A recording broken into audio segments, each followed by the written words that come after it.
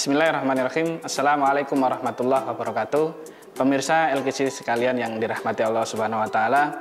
Alhamdulillah kita dipertemukan kembali di acara ini, yaitu e-learning bersama LKC TV. Kita akan belajar tentang bahasa Indonesia. Khususnya di sini adalah kita akan mempelajari tentang sastra. Karena di bahasa Indonesia itu kita terpecah menjadi dua. Ada berbicara tentang sastra dan ada yang berbicara tentang bahasa. Nah, kali ini kita akan mengulas tentang sastra. Mengutip salah satu ayat dari Al-Quran, yaitu surat Al-Qalam. Di situ ditulis atau tertulis bahwa A'udzubillahi minasyaitonirrajim, Bismillahirrahmanirrahim, Nun wal qalami wa ma yasturun.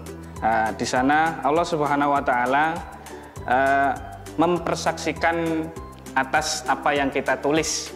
Secara terjemahannya seperti itu. Jadi apapun yang kita tulis itu Allah Subhanahu wa taala mempersaksikannya, dan Allah Subhanahu wa taala menilai dan memberi penilaian kepada kita.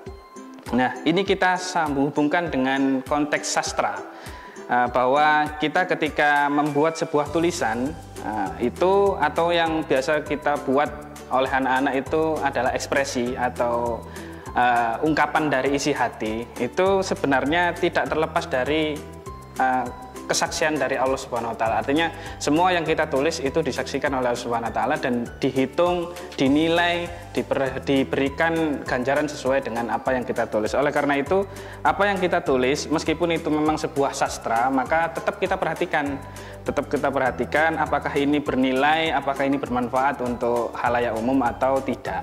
Kalau misalkan mudaratnya banyak, maka kita hindari, seperti itu. Baik, kita kembali ke sastra. Di sini sastra secara umum itu kita dibagi menjadi dua, ada sastra lama, ada sastra baru. Apa itu sastra? Sebelum kita beralih ke lama dan baru, apa itu sastra? Sastra itu sendiri secara pendek, kalau teorinya banyak, kita langsung saya simpulkan sendiri bahwa di sini sastra itu sebenarnya ungkapan atau ekspresi dari seorang penulis atau penyair yang memiliki estetika atau unsur keindahan. Nah, dari situ kita bisa garis bawahi ada estetika dan nilai keindahan, sehingga itulah yang membedakan antara sastra dengan bahasa. Kalau kita mengekspresikan diri, hanya sekedar mengekspresikan diri, kita menulis catatan harian dan sebagainya, atau menulis cerita atau mendeskripsikan sesuatu, maka itu bisa masuk ke bahasa. Tetapi kalau itu bernilai estetika, memiliki ungkapan kata, diksi, pilihan kata, menggunakan majas, perumpamaan dan lain-lain, maka bisa itu masuk ke sastra. Nah, itu bisa kita pahami seperti itu. Baik. Adapun sastra itu sendiri, itu jika kita bagi, ada sastra lama dan sastra baru, kita kembali lagi. Berdasarkan bentuknya, itu akan ada beberapa bentuk dalam penyajian sastra itu. Bisa sastra itu disajikan dalam bentuk dialog, bisa sastra itu disajikan dalam bentuk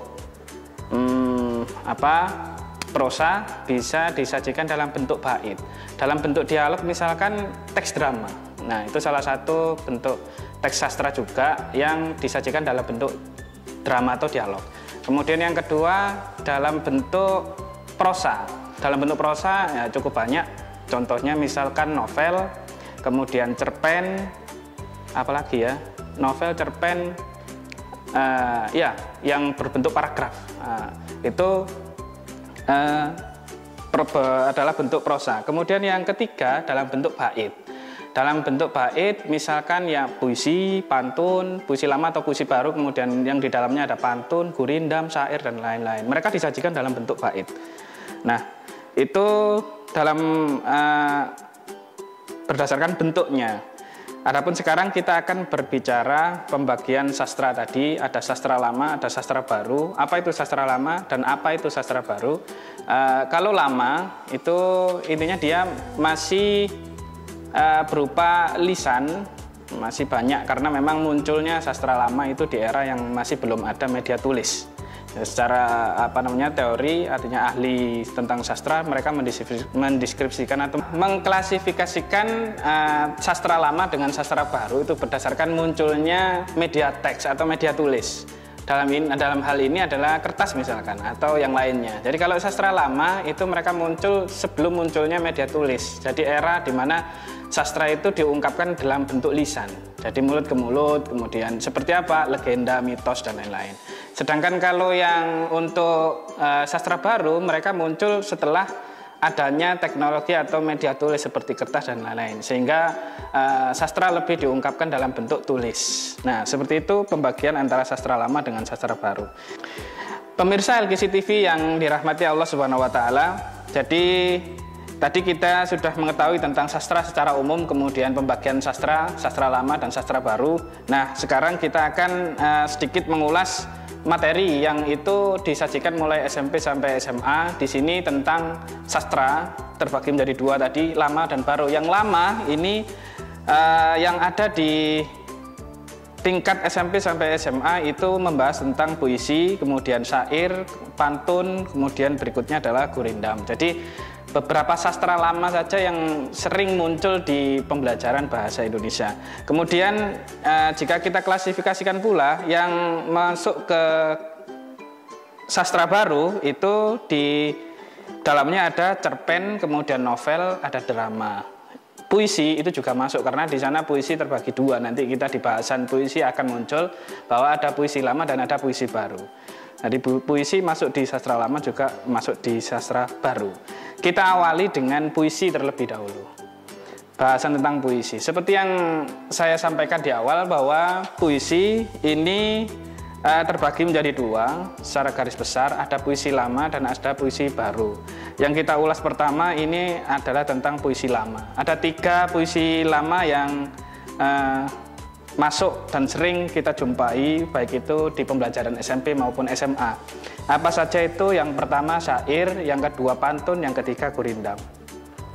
3 puisi lama ini yang sering kita jumpai, baik di pembahasan maupun di soal.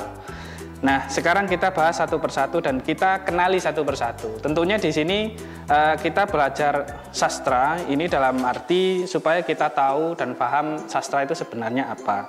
Kemudian kenapa sih kita harus belajar sastra? Mungkin nanti anak-anakku sekalian dan pemirsa LGC TV di rumah ingin mempelajari lebih detail tentang sastra dan ingin bagaimana caranya mengekspresikan diri sehingga terbentuk dalam wujud puisi. Bagaimana caranya mengekspresikan diri nanti dalam bentuk wujud pantun.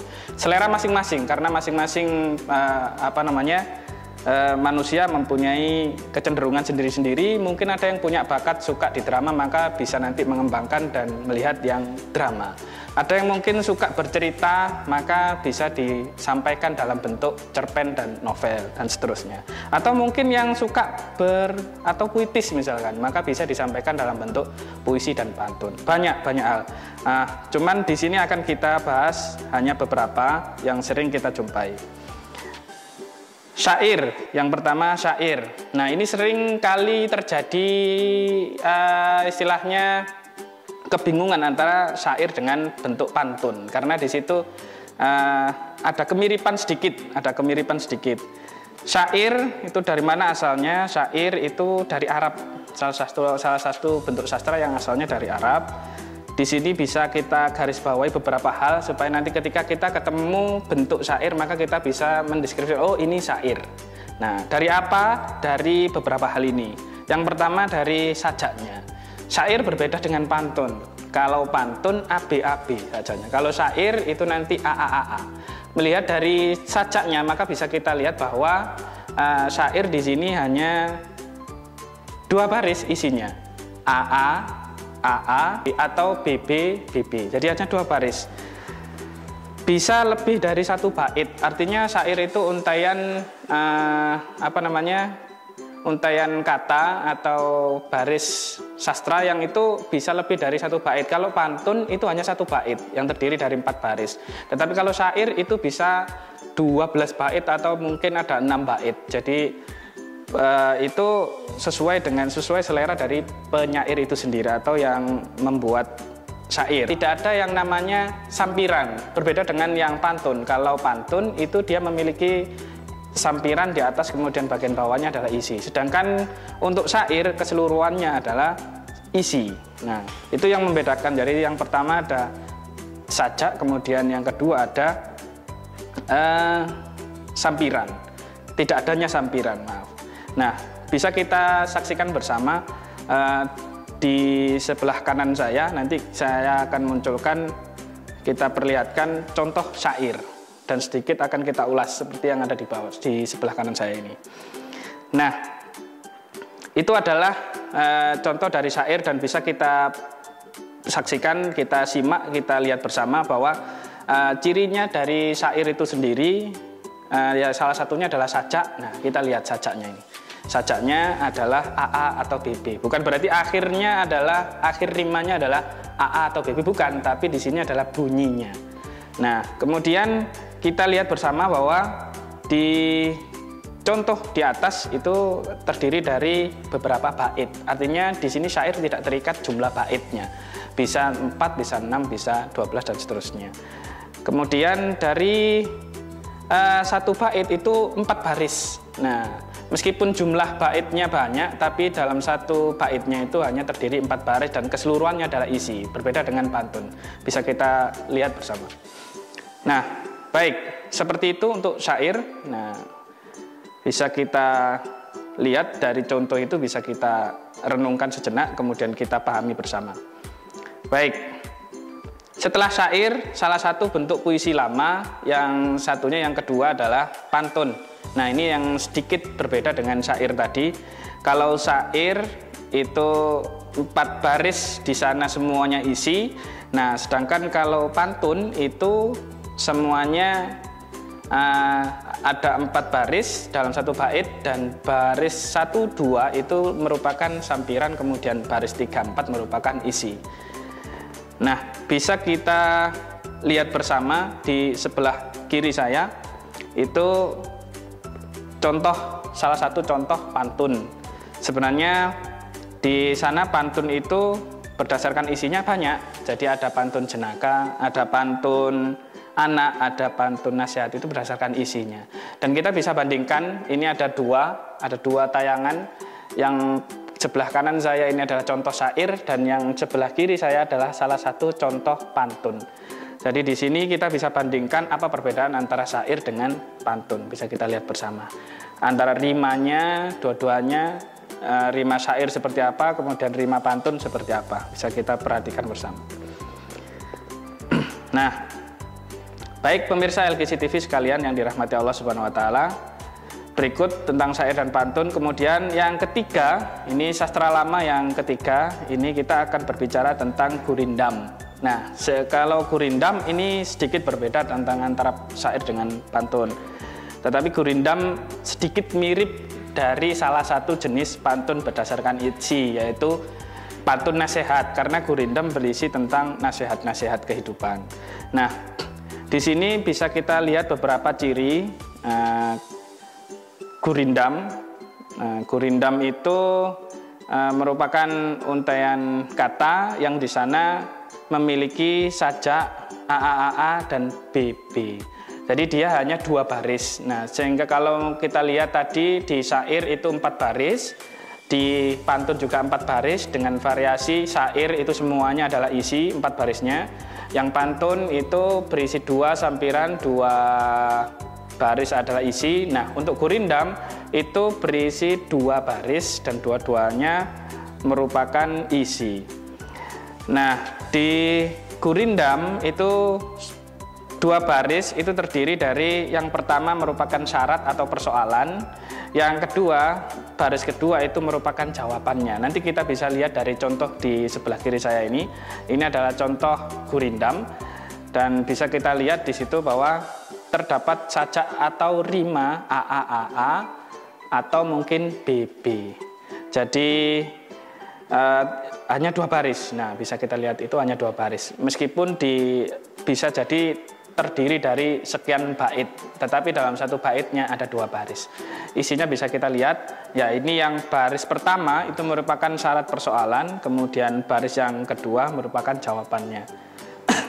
Nah, ada satu gurindam yang sangat terkenal yang sering kita dengarkan, yaitu gurindam 12. itu adalah gurindam karya dari Raja Ali Haji. Gurindam ini sebenarnya dari India, kemudian sampai di tanah Melayu. Jadi seperti itu sejarah untuk gurindamnya. Baik, pemirsa LGC TV yang dirahmati Allah Subhanahu wa taala, sepintas tadi adalah ringkasan dari puisi lama. Di sana ada syair, saya ulang kembali sedikit sebelum saya pindah ke yang puisi atau sastra baru. Ada tentang syair, ada pantun, kemudian ada gurindam. Apakah ada yang lain? Ada banyak. Ada mantra, ada kemudian yang lainnya. Cuman ini materi yang sering kali kita jumpai dan sering muncul itu adalah tentang syair, pantun, dan gurindam. Jika kita simpulkan dari bentuk secara fisiknya, syair itu terdiri dari 4 baris, kemudian semua keseluruhan barisnya itu merupakan isi dengan rima atau bunyi akhir adalah AA atau BBBB. Sedangkan untuk pantun itu terdiri dari 4 baris, tapi 2 baris awal merupakan sampiran, 2 baris yang bawah adalah, atau 3 baris ketiga dan 4 adalah merupakan isi. Dan rima dari pantun itu sendiri adalah AB. Kemudian jika gurindam itu terdiri dari 2 baris dalam 1 baitnya. Sangat berbeda dengan, secara fisik sangat berbeda dengan syair dan pantun. Dan isinya itu berkaitan dengan nasihat-nasihat kehidupan. 2 baris yang ada di gurindam itu keseluruhannya adalah merupakan isi yang berbentuk syarat dan jawab. Baris pertama adalah syaratnya, baris kedua adalah jawab. Seperti itu. Kalian yang ada di rumah bisa membuat peta konsep atau mind mapping, maka bisa merangkum apa yang saya jelaskan ini dalam bentuk mind mapping. Nah, sehingga mudah untuk kita cermati, mudah. Baik, pemirsa LGC TV yang dirahmati Allah Subhanahu wa taala, khususnya anak-anakku sekalian yang berada di rumah. Kita sudah mempelajari tentang puisi lama tadi yang sudah saya simpulkan di awal. Oleh karena itu, sebagai bentuk bahwa kita memang menyimak kemudian mempelajari beberapa hal yang saya sampaikan tadi, maka akan saya berikan beberapa tugas yang itu akan dilaksanakan oleh seluruh santri kelas 7 sampai dengan kelas 11 yang berkaitan dengan materi yang sudah saya sampaikan, berarti tentang syair, puisi, syair, pantun, kemudian gurindam. Mungkin di sini nanti silahkan ketika di rumah masing-masing membuat sebuah karya, silahkan pilih membuat 1 syair atau membuat 1 pantun atau membuat 1 gurindam. Bebas, silahkan dipilih. Kemudian setelah dibuat, ditulis, sampaikan dalam bentuk rekaman video. Kemudian rekaman video dengan durasi berapa menit, sesuai dengan apa yang sampai buat di rumah, atau pemirsa atau anak-anakku sekalian yang dibuat di rumah. Bisa jadi kalau pantun mungkin hanya 2-3 menit sudah selesai. Nah, itu silakan disampaikan dalam bentuk video, bukan dalam bentuk teks. Jadi yang dikirimkan ke saya adalah dalam bentuk video, kemudian kirimkan di link berikut ini, masukkan di upload di link berikut ini, Google Form berikut. Kemudian nanti akan saya review selama 1 minggu ini.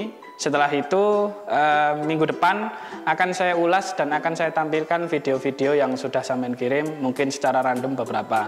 Jadi secara acak. Oke, itu yang bisa saya sampaikan hari ini. Jadi tugasnya adalah membuat video atau video pendek yang itu berisikan tentang tugas membuat salah satu karya sastra, baik berupa syair, pantun maupun gurindam. Silakan dipilih salah satu. Kemudian itu diupload di link yang ada di bawah saya di bawah ini. Baik, terima kasih. Sekian yang bisa saya sampaikan. Kita ketemu lagi di pertemuan berikutnya. Assalamualaikum warahmatullahi wabarakatuh.